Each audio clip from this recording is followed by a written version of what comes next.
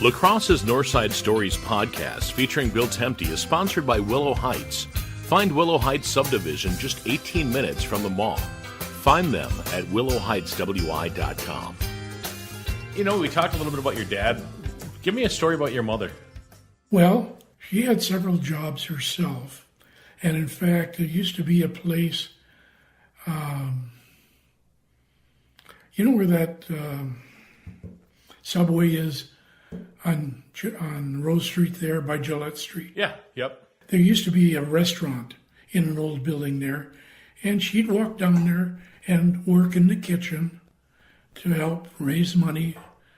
She was a very hardworking lady and highly respected by everybody because she was also very much involved in the running of the grocery store. So she was part of the whole family issue. Mm-hmm. And because both parents would be in the grocery store and our little house was right next door to it, the plumbing was shared. So if us kids needed help, if it was just a friendly thing, it would be taking a table knife and beating on the copper hot water pipe which connected over to the store. If it was you're going to get here fast, just a wrapping on it. But, you know, I don't think that is so unusual for that early north side. Not everybody had that kind of thing, but people just lived in a more relaxed kind of thing. When we were driving around on the north side, you had mentioned that your neighbors were one of the first people in the neighborhood to get a television set, and they're, you know, the Temptes trying to keep up with the Joneses by faking a television. Or having fun with that anyway. We had no way to have a television.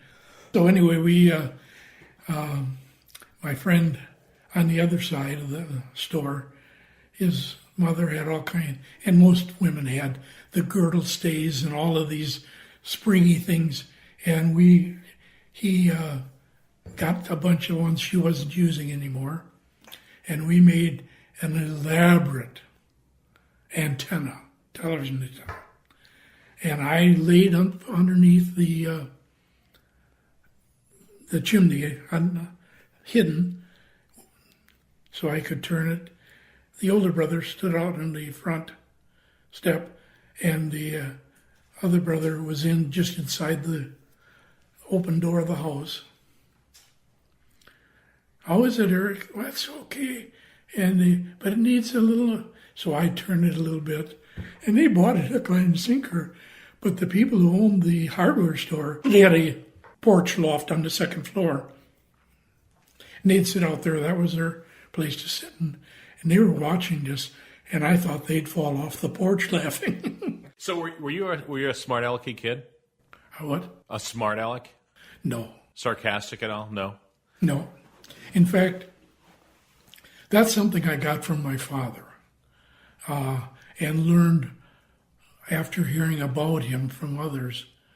And I was a lucky guy then because big filling station on the corner, I was kind of taken as a partner person in it and always welcome and just pump gas in that time. And I would pump gas, and a guy that hung out there and did some other things there had a truck and a loader and stuff, and I'd go out and help him loading all stuff.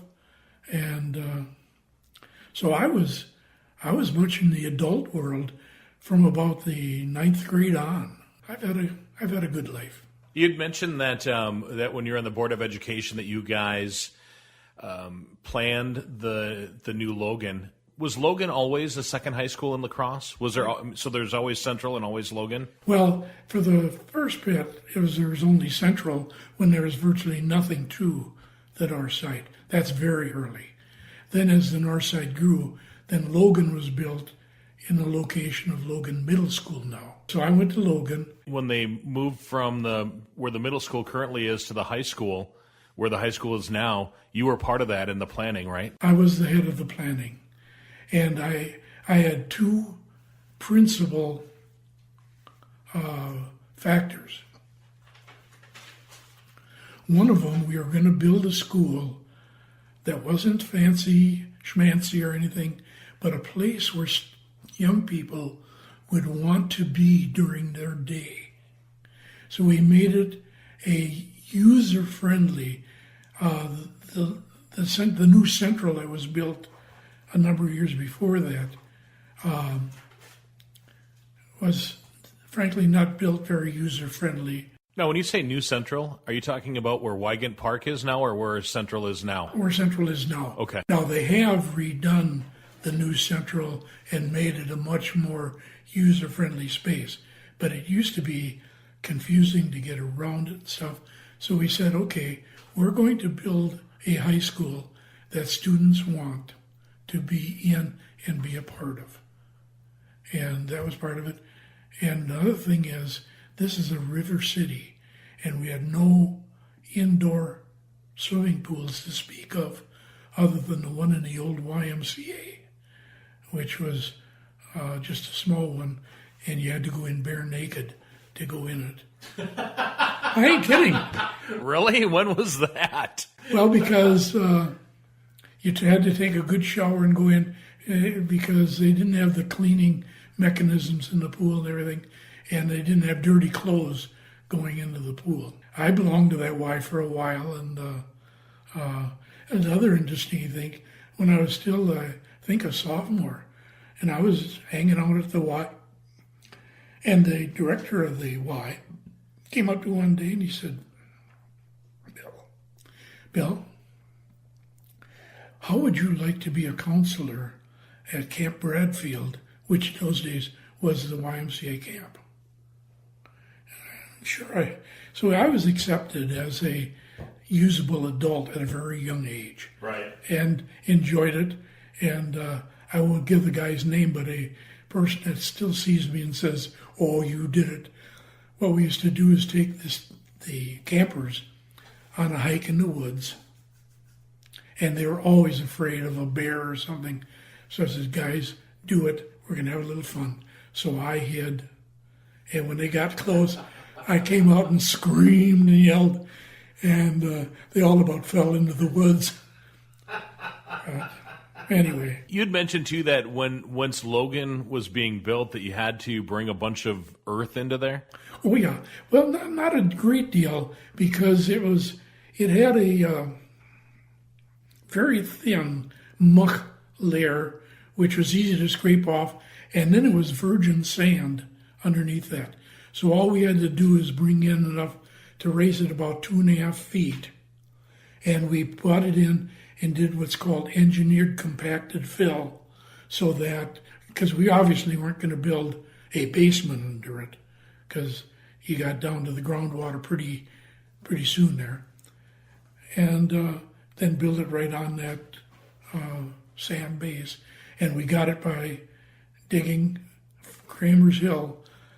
There is no longer a Kramer's Hill. The cemetery is still there, coming down to Oak Street, but the hill all behind it is now buildings. Quick Trip and others have taken the land over there. What used to be where Logan is currently sitting? A foundry. That's why all of the sand was taken out behind it, because all of the sand, it was a fairly good size and heavy use foundry, and the sand was all just dumped out behind it. And over the years it just compacted down. So we just had to tear the foundry out of there, which of course had no basement either, and then prepare a site and build, as we would say, the new Logan. What year was that built? 75, I think. And they did do a few add-ons to it since then. But it's still in good shape as a place where students will want to be. Any story that you want to tell today?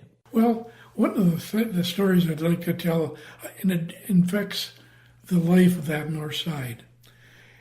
In the 40s and 50s, the lacrosse concrete, and they'd make the big pipes for sewers and stuff, huge, and that whole area, now where Crowell is in there, but it was much bigger than that. And the railroad workers were called Gandy dancers because all of the track and rail stuff is all done by hand, and they'd bring them in and they would, go up and down the track and do repair.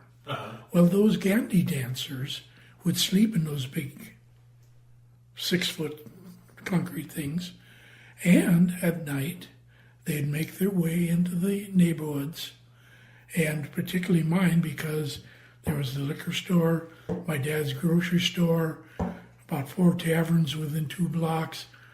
It was a small community there. And numerous times when we'd be running around outside at night, we'd run out to the alley and shake out a Gandy dancer or two sleeping in our bushes. Nobody got excited about it. We didn't, nobody called the cops or anything. They're decent. You have any stories about them, per se? Well, only, shaking him out of the bushes and never, because what they would do is they'd work hard all day, hand sledgehammers and you name it, fixing the ties, pulling them out by hand and nailing them back in and all that. So they would come to the near north side, which George Street, we were pretty close to the railroad there and stuff. We'd run into them periodically. What were the boundaries of the north side? Because you just mentioned near north side, and then we talked when we were on the other day, you'd mentioned northern north side and southern north side. What were kind of the boundaries of everything? The northern north side kind of ended around the old Roosevelt School, a little beyond it, because everything else above there just wasn't, because the only thing there was George Street that headed into Onalaska, and you had to go over the railroad tracks again and all that sort of thing. But the lower north side there, from about Caledonia Street, like Clinton Street there, down to the Milwaukee Road, I still have to call it, depot and stuff, and the tracks, and a little bit beyond that then, because, again, there wasn't much. Monitor Street was in there, but none of the, it's all the buildings, and you can see that none of them are anything more than 30 years old. La Crosse's Northside Stories podcast with Bill Temte is sponsored by Willow Heights, a subdivision just 15 minutes from downtown La Crosse. Find them at willowheightswy.com. The Northside Story podcast is a podcast for hire.com production.